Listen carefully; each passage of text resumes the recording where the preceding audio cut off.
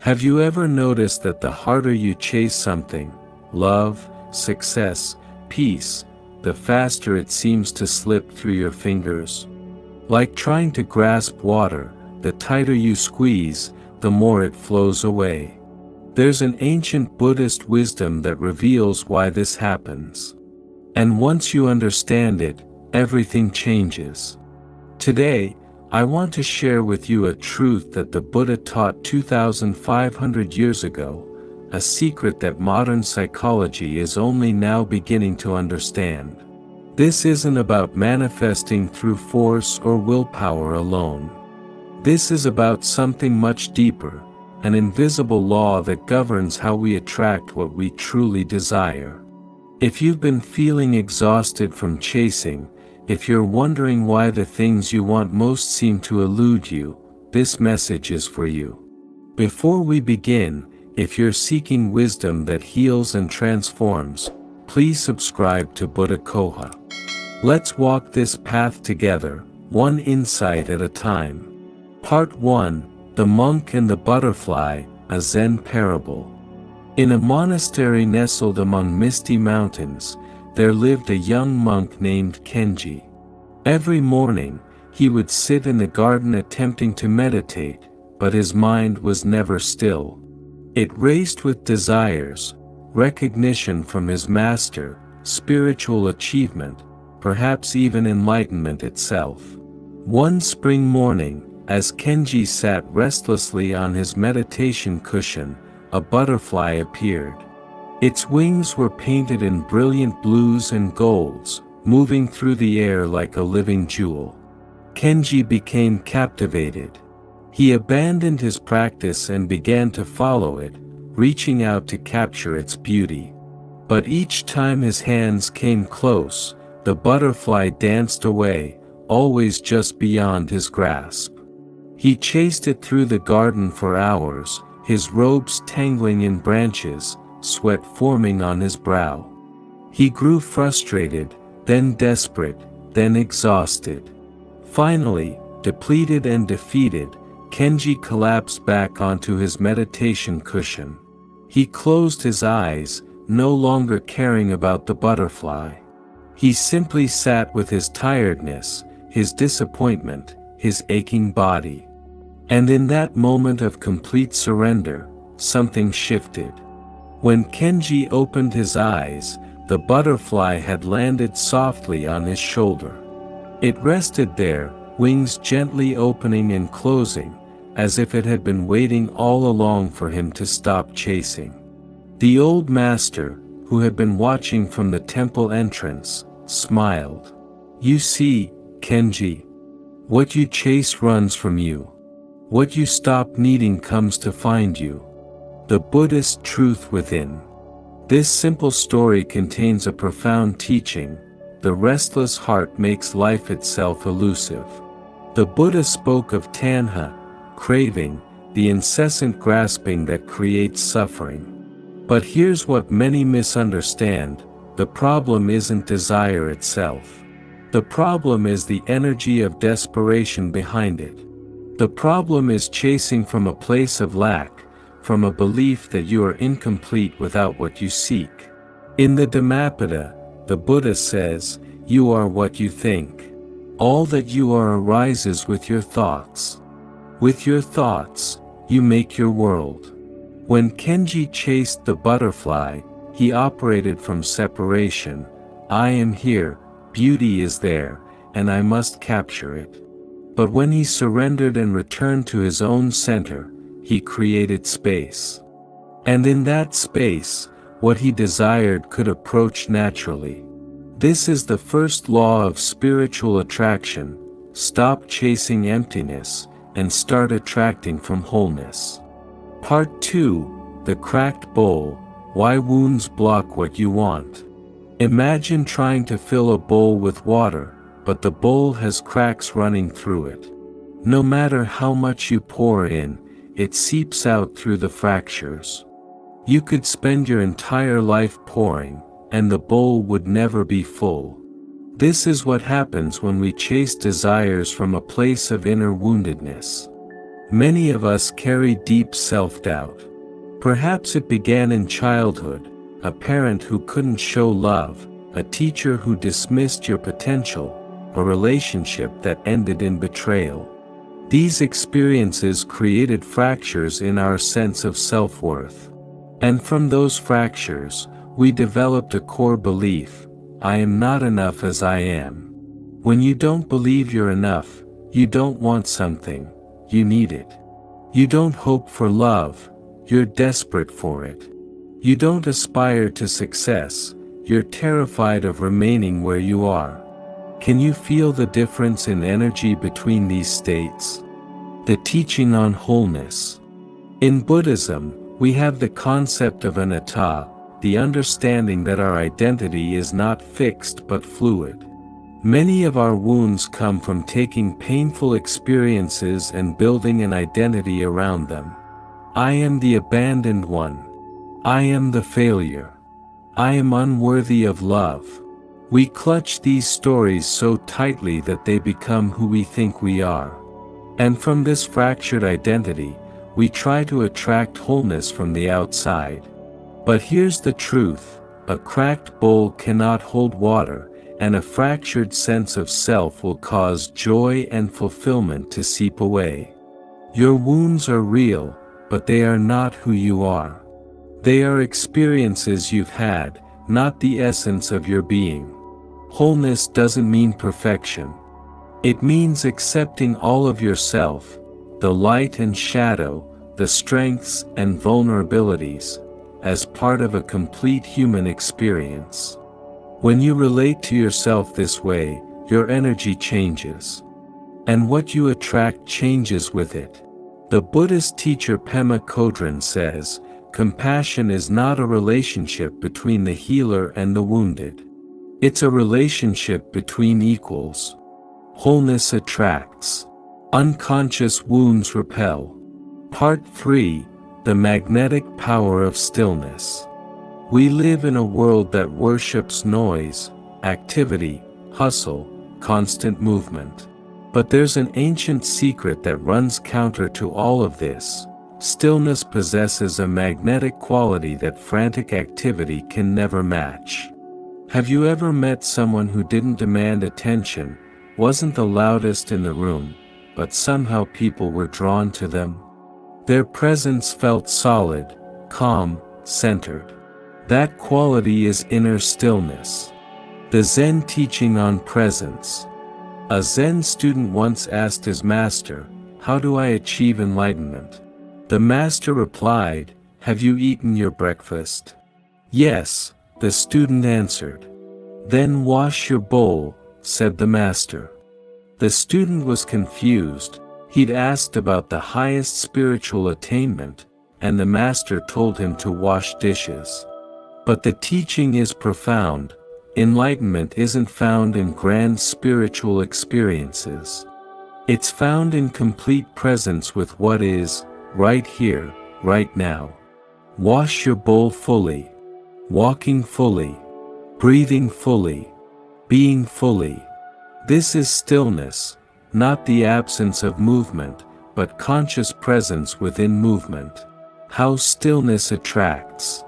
When your inner world is chaotic, worried about the future, replaying the past, judging yourself, your energy scatters. But when you cultivate inner stillness, your energy becomes coherent, clear, aligned. Think of iron filings arranging themselves around a magnet. The magnet doesn't chase the filings or desperately reach out. It simply is, and its organized field of energy draws what resonates with it. This is what happens when you develop inner stillness. You're not passive, you're present. You're not withdrawn, you're deeply alive. And from this place, you naturally attract what aligns with your true frequency. Start simple, 5 minutes each morning, sitting quietly. Not trying to achieve anything. Just watching your breath, noticing thoughts arise and pass like clouds. These moments accumulate and begin to change your baseline state. Remember, The universe responds to your energetic state, and nothing creates a more attractive state than inner stillness. If this resonates with you, I invite you to subscribe to Buddha Coha. We're building a community choosing presence over pressure, stillness over striving. Part 4, The Wisdom of Letting Go, Detachment and Trust. Detachment is the most misunderstood concept in Buddhism.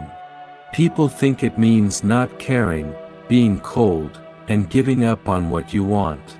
But Buddhist detachment is not indifference, it's profound trust.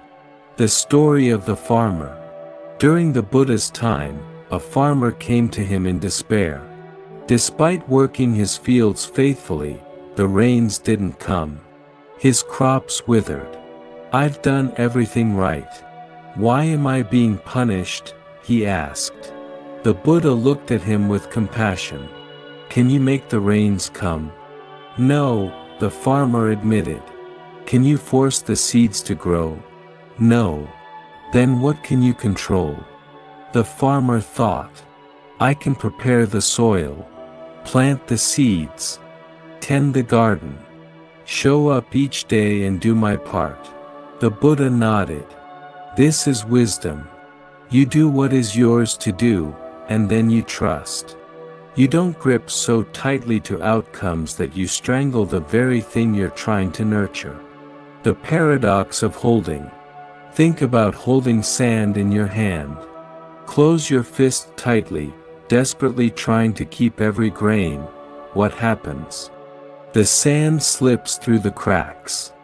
But hold your hand open, gently cupped, and the sand rests there peacefully. This is detachment.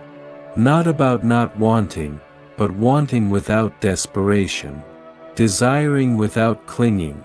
Moving toward goals while remaining open to what unfolds. When you're attached, when you believe you must have something to be okay, fear takes over. Fear that you won't get it. Fear that you'll lose it. This fear energy pushes away what you desire, because fear and trust cannot coexist. Practicing detachment. Instead of, "I must have this job or my life is ruined," think, "I desire this opportunity and I'll give my best effort. Whatever unfolds will teach me what I need to know." Instead of, "This person must love me or I'm unlovable," hold the intention, "I want to connect authentically. If this person is meant for me, it will become clear. If not, someone better aligned will appear." The desire is still there, but the desperate stranglehold is released. This creates space for life to flow. The Buddha taught, "Everything that has a beginning has an ending.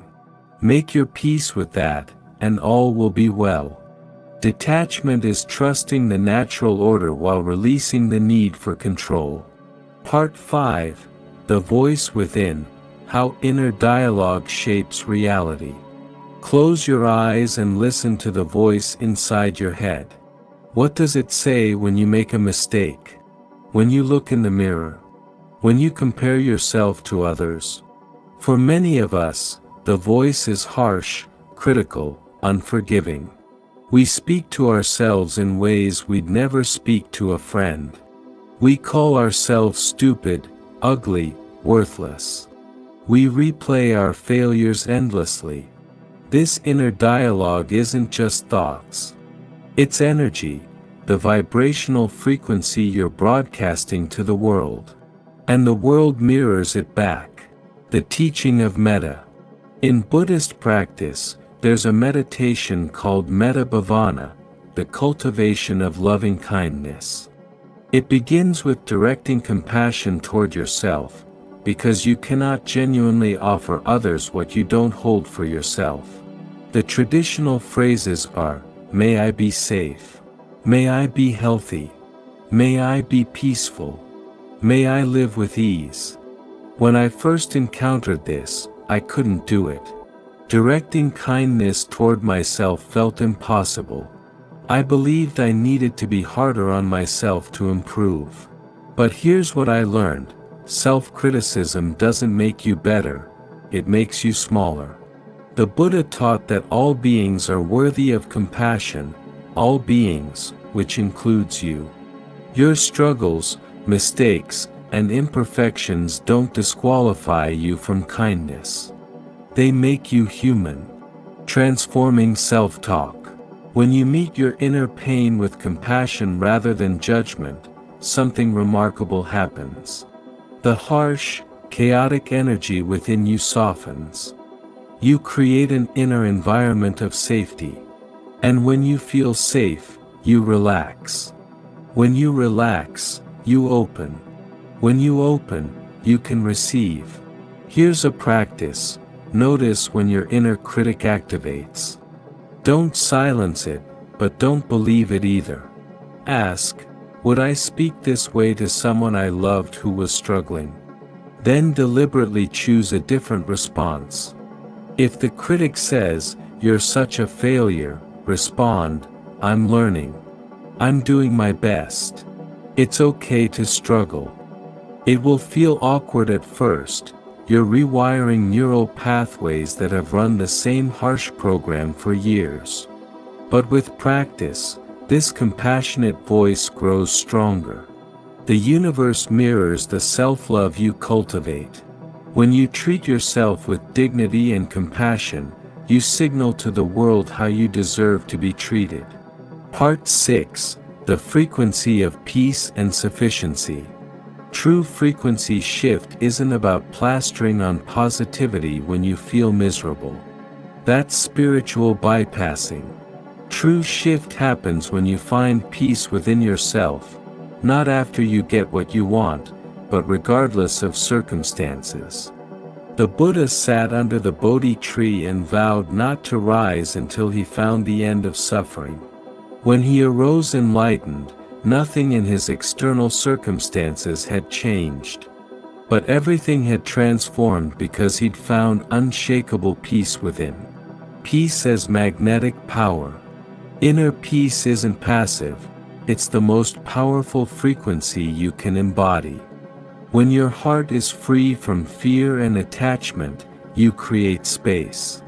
And that space becomes magnetic, drawing toward you what's aligned with your peaceful frequency.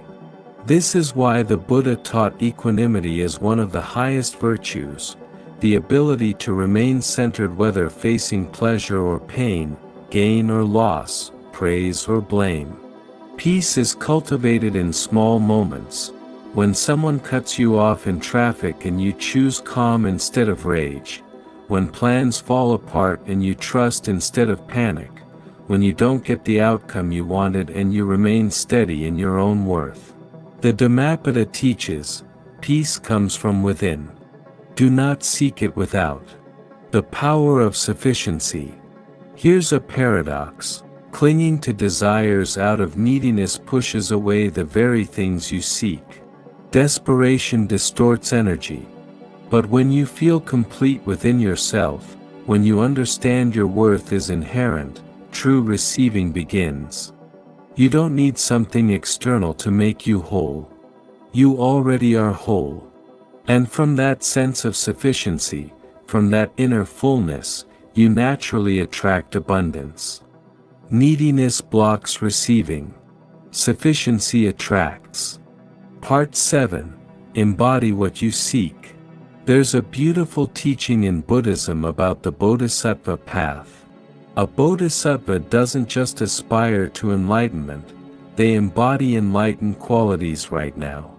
They practice compassion while still learning compassion. They offer peace while still cultivating peace. This is the principle. You don't wait to become something to attract it. You embody it now, and the attraction happens naturally. If you want loyalty, be loyal to yourself first. Keep promises you make to yourself. Honor your boundaries. Show up for your own life with dedication. If you want respect, speak to yourself with respect. Carry yourself with dignity. Make choices that honor your values, even when no one is watching. If you want abundance, Cultivate a sense of abundance within. Appreciate what you already have. Give generously from what you possess. The Empty Cup Story. A university professor came to a Zen master to learn about Zen. The master served tea, pouring into the professor's cup until it was full, then kept pouring. Tea spilled over the sides, onto the table, onto the floor. The professor shouted, "Stop! The cup is full." The master smiled. Like this cup, you are full of your own opinions and speculations. How can I show you Zen unless you first empty your cup? To embody what you wish to attract, you must first empty yourself of what contradicts it.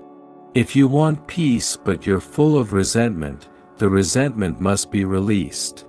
If you want love but you're full of self-rejection, the self-rejection must be transformed. Practical embodiment.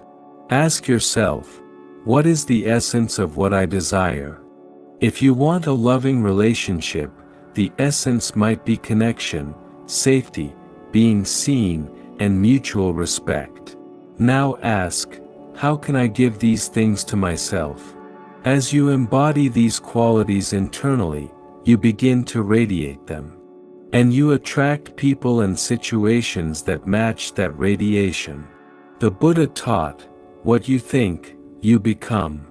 What you feel, you attract. What you imagine, you create. Part 8. Shedding the Old Self. Spiritual growth requires letting go of who you thought you were. We develop identities early in life as survival strategies: the caretaker, the achiever, the one who makes themselves small to avoid conflict. These identities served you once, but there comes a time when they no longer fit. Like clothes from childhood, they've become too tight, too restrictive. Yet we cling to them because they're familiar. The Buddha taught about anicca, impermanence. Everything changes. And we must change too, or we suffer trying to remain static in a dynamic universe. The butterfly's wisdom. A butterfly doesn't just sprout wings. The caterpillar must dissolve completely inside the chrysalis, breaking down into a primordial soup before reorganizing into something new. This is what transformation asks of us. Not improvement of the old self, but dissolution and rebirth. The parts of you that learn to doubt yourself, to shrink, to please, these must be laid to rest with gratitude, then released. When you shed false identities, what remains? The Buddha called it your Buddha nature, the awakened awareness that was never wounded, never diminished, never less than whole. This true self doesn't need to chase anything because it lacks nothing. It doesn't need to prove anything because its worth is inherent. The Zen teacher Shunryu Suzuki said, "In the beginner's mind, there are many possibilities, but in the expert's mind, there are few." Let yourself be a beginner again. Let yourself not know who you are outside your old stories. In that not knowing, everything becomes possible. Part 9. Quiet Confidence, the Silent Strength. Our culture confuses confidence with loudness, with bravado. But true confidence is quiet. It doesn't need to announce itself because it knows itself. It doesn't need to prove anything because it has nothing to prove. The Warrior and the Master. A famous warrior came to a Zen master, boasting of his skill and demanding to know what the master could teach him. The master said nothing. He simply prepared tea, moving with unhurried grace, present with each gesture. The warrior grew impatient. "Well, what can you teach me?" The master handed him tea and said, "I can teach you nothing while you're so full of yourself that there's no room for anything else." The warrior was humbled. In the master's quiet presence, he recognized true strength. Not aggressive, defensive strength, but strength that comes from inner integration and peace. The power of inner knowing. When you're anchored in your own worth, external validation becomes unnecessary. You can receive praise without your ego inflating. You can receive criticism without your worth deflating. You remain steady because you know who you are beneath both. This quiet confidence is magnetic because it's rare. In a world full of people desperately seeking attention and approval, someone complete within themselves stands out, not through effort, but through essence. This confidence isn't built through affirmations or achievements. It's cultivated through honest self-knowledge and self-acceptance. It requires looking at your shadows without flinching, acknowledging flaws without shame, and owning strengths without arrogance. Genuine power resides not in loudness or demand but in quiet confidence and inner knowing. If this journey toward authentic presence calls to you, please subscribe to Buddha Coha. Part 10, Love as the Ultimate Mirror. Here's a truth that might surprise you: the universe already loves you. Not conditional love that says, "I'll love you if you're successful, attractive, perfect." The universe loves you the way the sun loves, shining on everyone equally, without judgment. The Buddha taught that all beings possess Buddha nature. Your essential nature is already awakened, already whole, already worthy. Worthiness isn't something you earn. It's something you are. But many of us don't believe we're worthy of love. We look at our mistakes and flaws and think, how could anyone love this? So we reject ourselves. And in rejecting ourselves, we reject the universe's love. We block the very thing we're seeking. The practice of self-love. Self-love isn't narcissism. It's treating yourself with the same kindness, patience, and understanding you'd offer someone you cherish. It's saying, I'm not perfect, and that's okay. I'm learning. I'm growing. It's forgiving yourself for past mistakes, not because they didn't matter, but because holding guilt serves no one. It's honoring your needs, your boundaries, your truth, even when uncomfortable.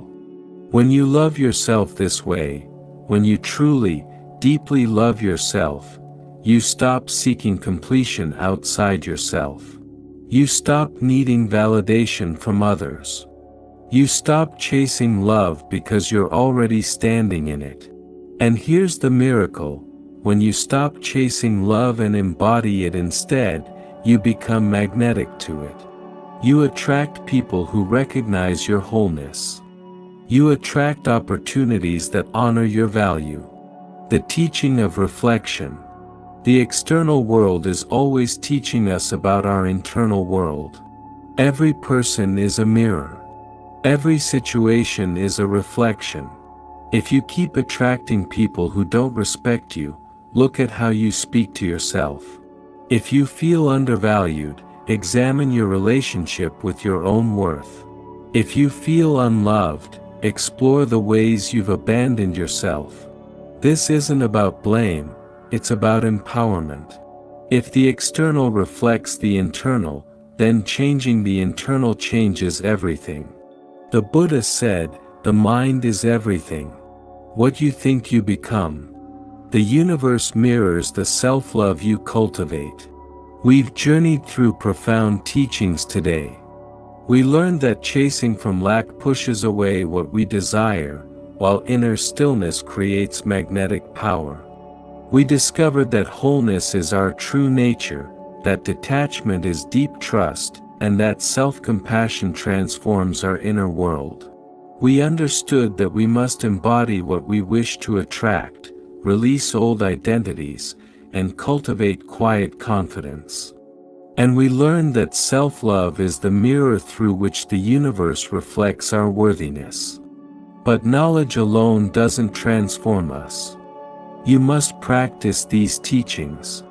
You must live them. Your practice begins now. Start today. When you notice yourself chasing with desperate energy, pause. Return to stillness. Take 3 conscious breaths. When your inner critic speaks, respond with compassion instead of belief. When you feel the urge to control outcomes, practice detachment, do your part, then trust. When you look in the mirror, speak to yourself the way the universe speaks to you. You are worthy. You are whole. You are loved. These aren't grand spiritual attainments. They're small, daily choices to return to your center. And they accumulate into a fundamental transformation. The Buddha's final words. As the Buddha lay dying, his final words to his disciples were, "Work out your own salvation with diligence." No one can do this work for you. No teacher, no guru, no video can give you the peace you seek. But they can point you toward it. They can remind you that it's already within you, waiting to be uncovered. So I leave you with this ancient blessing. May you be at peace with yourself. May you trust the unfolding of your path. May you know, deeply, that you are worthy of all you desire. May you stop chasing and start becoming. And may you attract, through your very being, all that is meant for you. Thank you for walking this path with me today. If this message touched your heart, please share it with someone who needs to hear it. Subscribe to Buddha Coha for more wisdom that heals and transforms. Until we meet again, walk gently. Breathe deeply. And remember, what you seek is already seeking you. Namaste.